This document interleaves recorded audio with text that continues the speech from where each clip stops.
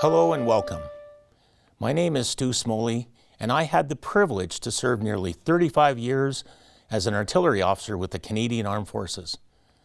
On behalf of the thousands of veterans, current serving members of our Canadian Armed Forces, our defense team, and our production crew here at Assiniboine College, I would like to welcome you to our Remembrance Day presentation.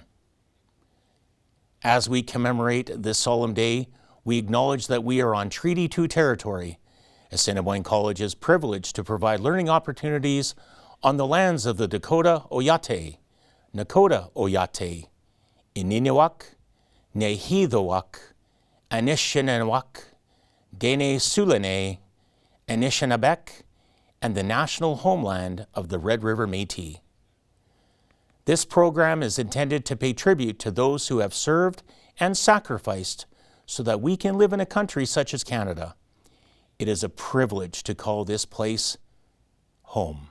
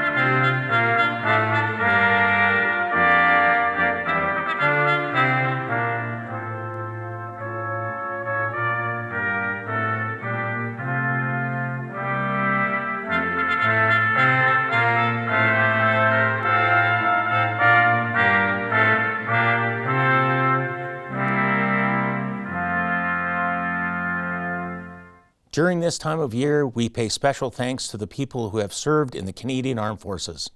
That includes people who are currently serving and veterans who have served in the past. Canada has a proud military history that stretches back to a time even before we were our own country. Generations of service members have defended Canada, helped Canadians in times of national crisis, and promoted the values of peace, freedom, and democracy. Whether part of the Royal Canadian Navy, the Canadian Army, or the Royal Canadian Air Force, and whether working here in Canada or deployed around the world, the work often involves sacrifice, traveling to new locations far away from home, working in dangerous places, risking injury, and even death. Service members do it because they want to help, and because it means something special to them. Today is an opportunity to share with you some stories about Canada's military history and the amazing members of the Canadian Armed Forces, those who have done so much to keep us safe in even the most difficult and dangerous moments. I want to tell you about the work that current members of the Canadian Armed Forces are doing at home and around the world to carry on this legacy.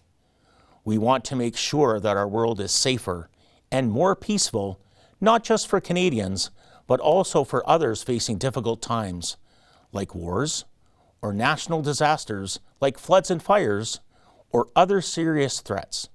Sharing these stories is just one of the ways that we can show our gratitude to members of the Canadian Armed Forces and veterans for their service and honor their sacrifices. I want you to close your eyes and imagine you're a soldier in the Second World War. The date is June 6th, 1944, commonly known as D-Day. You're a part of one of the most important battles of Canada's military history, known as the Battle of Normandy. On this cloudy June morning, you join thousands of other Canadian, British, and American service members as the Allied Army crosses by ship from England to the north of France. As you get close to shore, you hop over the edge of the landing craft and begin wading towards the beaches. It's a scary situation. The water is cold, salty, and rough. Bullets fly by your head, and loud explosions are deafening as you trudge through wet beaches, sand, every step a struggle. But you keep moving forward because you know this mission is making a difference. You and your fellow soldiers are helping turn the tide of war and working hard to give the Allies an important victory. This was the reality for many young Canadians during this time, many of them young enough to still be in high school. There were 5 beaches that the Allies needed to free from Nazi control, and these young Canadians were in charge of freeing Juno Beach. Taking control of these beaches would give the Allies a place to transport the troops, supplies, and equipment they needed to fight the Nazis in Western Europe. This task wasn't easy. Canadians, Americans, and British service members fought on land, from ships, and in the air against Nazi troops who were well trained and prepared for the battle. Despite the obstacles, after 11 weeks of brutal fighting, the Allies achieved their goal, but this victory came at a very high cost. It's estimated that 350 Canadians were killed on June 6th alone. More than 5,000 Canadians were killed during the 2.5 months of fighting in Normandy, and more than 13,000 Canadians were injured during this battle. These brave Canadians fought selflessly to achieve peace and to make the world a better place. Like the soldiers who fought in the Second World War, the generations of Canadian Armed Forces members who have served since then have been dedicated to making the world a better place. Their work has taken them to far-off places around the world, like Afghanistan. From 2001 to 2014, over 40,000 Canadian soldiers, sailors, and aviators did their very best to help build a brighter future for the people of Afghanistan, who had been living under a brutal dictatorship. They supported a new government and helped give the Afghan people better access to healthcare and education. Afghanistan is still going through its challenges as a country, and the Canadians who served there helped make a difference, bringing hope for Afghans so they could build a brighter future. This week is also time to give our thanks to current members of the Canadian Armed Forces who are still working hard to make the world a better place for all, like those in Europe who are training Ukrainians in combat skills so that they can fight for their democracy and freedom against Russia's invasion, or those stationed on ships in Asia where the Royal Canadian Navy is working with our partner countries in the region to make sure everyone can sail the seas in peace. Members of the Canadian Armed Forces also do lots of important work right here in Canada, like the service members in the Rocky Mountains as part of Operation Palachi, who help parks personnel keep the roads safe by conducting avalanche control so the snow doesn't damage our roads and railways or threaten the lives of people as they travel through places such as Rogers Pass. Or the hundreds of service members who train in the Arctic to defend Canada's north, braving blizzards and frigid temperatures to practice ice diving, igloo building, and tundra patrols as part of Operation Nanook. We are thankful for our veterans and current service members for their dedication and sacrifice. Well, I think it's really important to commemorate Remembrance Day because it's a way to honor those that have fought and died for us. I just feel that all the members and military and everybody who's given us their lives and basically, sacrificed themselves for our country is a big thing to remember. A lot of people don't realize how tough the soldiers had it in the wars, like in the trenches and all that. And I think it is only fair that we give them respect that they deserve. I mean, everything we get to do is because they died on the battlefield, right? All of our comforts. So you got to take a minute to recognize that. To remember the veterans that fought for us, for freedom, and to honor them.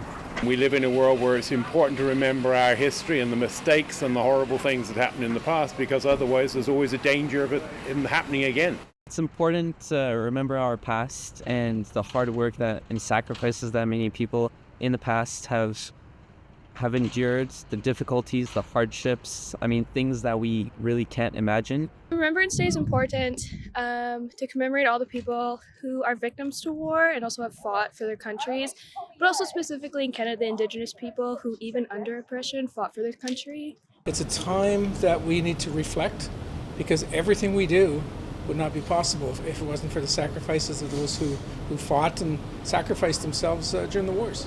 Remembrance Day is kind of an emotional day. You know, you get to really think of the veterans and all the active soldiers and all their effects on us and how much they really protect us from everything and what they've done in the past. Myself, I'm a teacher, so we do Remembrance Day at the school. And again, in the classroom, teachers, we have a discussion about what it means and what it represents, and just kind of trying to make sure that we educate the kids and make sure they appreciate what they should appreciate. What we have right now, the freedom to go out and enjoy ourselves and enjoy life in general. And that's what it means to me. And of course, all the soldiers that gave up their lives so that we could have this. There is another story to be told that sometimes isn't recognized. That is the sacrifice made by civilians, including journalists, who put themselves in harm's way to serve the cause of truth. Here with more is Murray Oliver. Thanks, Stu. Wherever Canadian soldiers are serving, there is often another group of professionals moving alongside. These are the civilian helpers, doing their part to assist in protecting the values of our society. They are interpreters, drivers, construction workers, administrators, diplomats, and journalists. My name is Murray Oliver. For almost 10 years, I was a war correspondent in Africa and the Middle East. I also did 2 tours through Afghanistan and came through without a scratch. But in 2009, a member of the small family of Canadian war reporters met tragedy. Michelle Lang came to Afghanistan from the Calgary Herald newspaper, where she was an award-winning reporter. Michelle is often described as kind, radiant, brave, and totally professional. That's why she wanted to tell deeper stories from Afghanistan, to show Canadians how our soldiers were trying to make a real difference in the lives of Afghan civilians, supporting schools for women, providing jobs and training for men, and doing healthcare work among families in villages. So, Michelle jumped at the chance to visit Canada's military and civilian aid workers and development experts at their camp in Kandahar City. Now, this was in the Taliban heartland. The Canadian Development Headquarters was in a dangerous neighborhood. Michelle knew the risks, but she felt it was worth taking a chance. On December 30th, Michelle was traveling in an armored vehicle to a nearby village, planning to report on a Canadian development project there. Suddenly, an improvised explosive device hidden on the roadside exploded. Michelle and several soldiers protecting her were severely injured. When medics rushed to the scene, even the mortally wounded troopers refused help, telling the docs to try and save Michelle's life first. Ultimately, 4 of those soldiers would die: Sergeant George Mioch, Corporal Zachary McCormick, Sergeant Kirk Taylor, and Private Garrett Chidley. Also killed on that terrible day was Michelle Lang. The poem Memorial was written by James Fenton, a British war correspondent who went on to teach poetry at Oxford. On this Remembrance Day, we also remember the dedication and drive that motivates journalists, drivers, their interpreters to return to conflict zones in the search for truth. Here is Memorial by James Fenton. We spoke, we chose to speak of war and strife, a task of fine ambition sought, and some might say, who shared our work, our life, that praise was dearly bought. Drivers, interpreters, these were our friends, these we loved, these we were trusted by. The shocked hand wipes the blood across the lens looks to the sky. Most died by mischance, some seen honor-bound, to take the lonely, peerless track, conceiving danger as a testing ground, to which they must go back, till the tongue fell silent and they crossed beyond the realm of time and fear. Death waved them through the checkpoint. They were lost. All have their story here.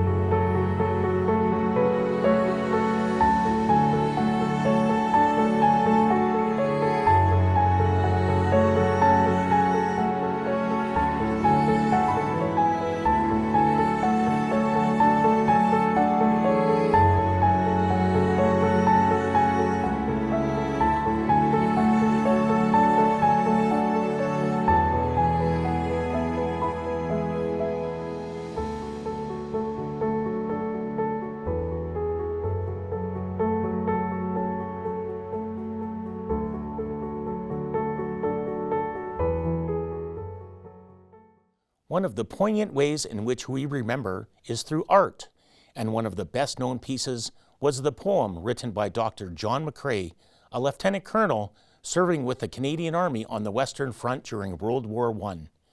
The day before he wrote his famous poem, one of McCrae's closest friends was killed in the fighting at the Second Battle of Ypres and buried in a makeshift grave with a simple wooden cross.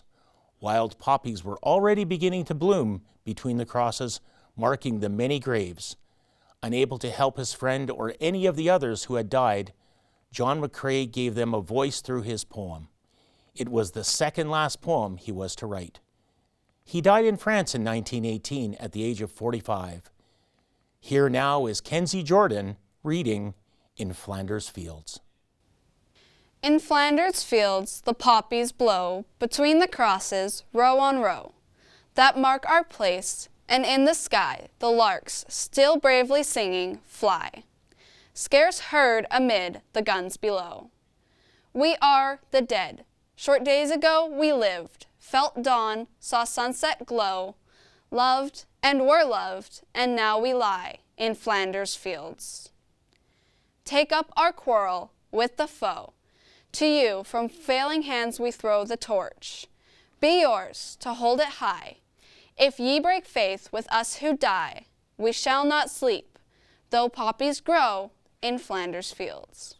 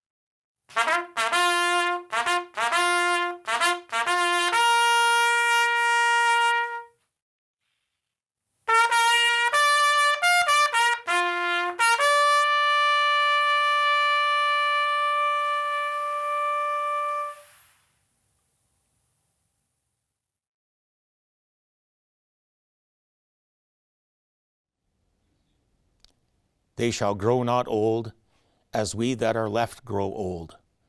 Age shall not weary them, nor the years condemn. At the going down of the sun and in the morning, we will remember them. They were young as we are young.